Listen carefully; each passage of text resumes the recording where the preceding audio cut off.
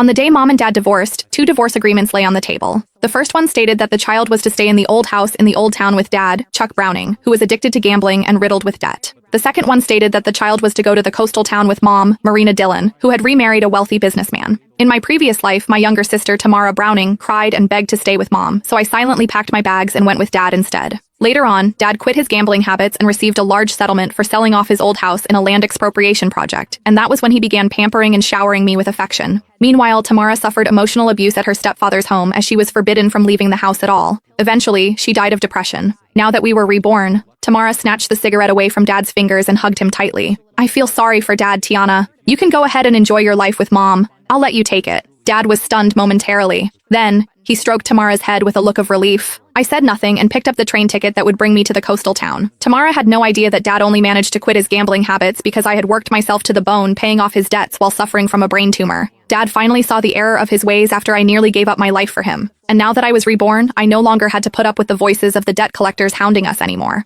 All I wanted was just a good night's sleep. I picked up my worn-out suitcase. Get out of here. Go look for your gold digger of a mother instead, Dad said, waving his hand dismissively at me like I was just an annoying fly. Tamara hid behind him and made a face at me. She mouthed, "Don't come begging me for money the next time you see me." I smiled and said nothing. Instead, I turned around and walked out into the rain, flinching at the cold. I could feel the chill seeping into my bones. It wouldn't make much of a difference wherever I went anyway. I just wanted someplace quiet to spend the last of my days, getting through everything. At least I no longer needed to hear the debt collectors hounding at the door or put up with the horrible stench of cigarettes anymore. Mom's black Mercedes was parked at the entrance to an alleyway. The car windows rolled down, revealing Mom's youthful, well-maintained face. She frowned as she stared at my drenched body, a look of disgust in her eyes. "How did you end up like this? Hurry up and get it, and make sure not to dirty the interior of the car." I opened the backseat door and was just about to enter when she said, "Throw that suitcase into the back." She pointed at my suitcase and said, "That's so filthy. I don't even know what germs it's covered in." I hesitated for a moment. However, I still did as she said and put the suitcase in the trunk of the car. When I finally got back inside the car, I did my best to stay in a corner and take up as little space as possible, not daring to touch the leather seats.